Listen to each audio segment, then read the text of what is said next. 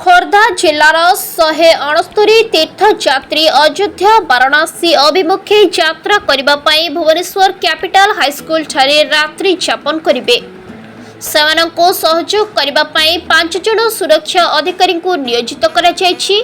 भुवनेश्वर ठारू 19 तारीख दिन सकाळ 11 घंटे मान्यवर मुख्यमंत्री द्वारा रेल स्टेशन रे फ्लैग ऑफ पर तीर्थयात्री माने अयोध्या वाराणसी अभिमुखे यात्रा करेंगे। तीर्थयात्री को नहीं जाउथिबा बस गुड़िक जिला परिषद अध्यक्ष रूपश्री राणी गुमान सिंह, जिलापाल चंचल राणा एवं मुख्य उन्नयन अधिकारी जिला परिषद ज्योतिशंकर साहू पताका देखाई शुभारंभ करथिले। प्रारंभ में जिलापाल चंचल राणा अध्यक्षतार अनुष्ठित सभारे जिला परिषद अध्यक्ष एवं मुख्य उन्नयन अधिकारी जिला परिषद उपस्थिति रे एक संवर्धना सभा कराई वरिष्ठ नागरिकों को उद्बोधन देवा संगे संगे सेमानंकर प्रत्यावर्तन पाई शुभेच्छा एवं शुभ कामना करा जायथिला। गोष्ठी न छाड़ी सुरक्षा अधिकारी पाखे पाखे रहिबाकू जिलापाल वरिष्ठ नागरिकों को बुझाइथिले। पर्यटन अधिकारी मीरा कुमारी बेहेरा स्वागत भाषण देवा सहित कार्यक्रम संपर्क में सूचना देथिले। जिला सूचना और लोक संपर्क अधिकारी ज्योत्स्नामयी आचार्य एवं जिला संस्कृति अधिकारी चौधरी अरविंद दास प्रमुख उपस्थित रहिथिले एवं शेषरे धन्यवाद सहित सभा सांग करा जायथिला।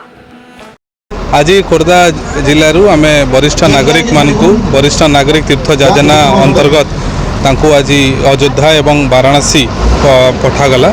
अराउंड 170 लोक पखापाखि जो माने वृद्ध वृद्धा माने अच्छी से मौसा माने माँ माने सबू आज से जीवे एठू भुवनेश्वर जीवे। आहरी विभिन्न 5टा 6टा जिलू श्रद्धालु माने से आसबे। काली 19 तारीख दिन तांको आम ट्रेन माध्यम रे एस्कॉर्ट ऑफिसर सांगरे से अयोध्या एवं वाराणसी जीवे। सब प्रकार अरेंजमेंट्स डिस्ट्रिक्ट एडमिनिस्ट्रेशन तरफ करा बहुत प्रकार व्यवस्था मेडिकल रु आरंभ करी लगेज टैगिंग से जगह जो रे से भजन कीर्तन खाइबा पीवा मेडिकल डॉक्टर्स माने सांगे जीवे। रेलवे तरफ भी व्यापक अरेंजमेंट्स करा एवं आईआरसीटीसी तरफ अरेंजमेंट्स ओटीडीसी तरफ अरेंजमेंट्स करा से जगह शुरू करे दर्शन करी जो 5 दिन 6 राति जो आमर प्रोग्राम जोड़ा रही सेटा से सुंदर भाव से दर्शन करके तीर्थ यात्रा फेरे बोलिकी आमर आशा रही। गुरुजंग देवान साई खोर्धा गुरुजंग देवान साई मु बकुल मंदिर हरिचंदन वरिष्ठ नागरिक हिसाब से अयोध्या धाम जाऊँगी। योजना बहुत खुशी अच्छी तेणु मुझे तो अयोध्या देखी पार न देन बड़ा सुजोग मिलूँ वरिष्ठ नागरिक से हिसाब से तेणु जा दर्शन करके आसबि। सरकार को कौन कह वरिष्ठ नागरिक योजना केते कौन कह सरकार को कौन सरकार सब शुभेच्छा देव और कौन आप जाइए आगु आगु अयोध्या जाइनी अलग जगह किसी शिरडी सब जाइए लगुच एत लोक जाऊँगी एत लोक जाऊँ सब भाई भौणी हिसाब से समस्त जाऊँ खरार तरह कष्ट करके सुधा आम इंटरेस्ट अच्छी बोली आम जाऊँ।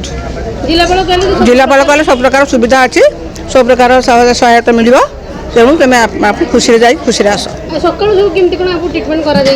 सका आसलु उपमा तरकारी देले खाइलु टिफिन तापर दिन में देलु भात डाली सादा तरकारी खटा पापड़ ये सब देले आम खाइलु तेणु आराम से बसिक पानी बोतल देली सब खाई आम सब सुविधा डाक्तर टेस्ट होती सब प्रकार सुविधा कले तापर आमको बस रे छाड़े आ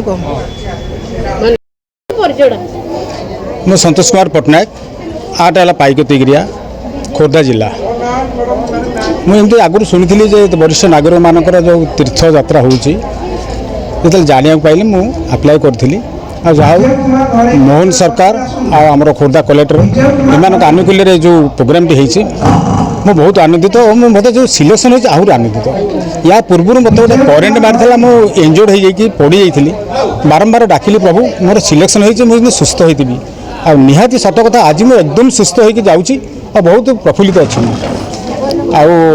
आज जो ये प्रोग्राम होमर जो टूरिस्ट ऑफिस रे ए बहुत आचंबित जिन मतलब सब प्रकार सुविधा है आम मान वरिष्ठ नागरिक खाद्यपेय कौन कौन सुविधा कराई अरे आम आसलु आम सागे सागे डाक्तर माइना कराला आम रेजिस्ट्रेशन एंट्री कराला खाद्यपेय जलखिया ये सब सुविधा कराई आम कौन असुविधा सम्मुखीन होनु पानी अभाव ना तो आम सब छाई हाँपाई टेंट फेंट जो करदे आम एथर बहुत शांति अनुभव करूँ सरकार मोहन सरकार को बहुत बहुत धन्यवाद दूसरी आ विशेषकर खोर्धा कलेक्टर खोर्धारू शुभलक्ष्मी सामंतरांक रिपोर्ट एसएम न्यूज।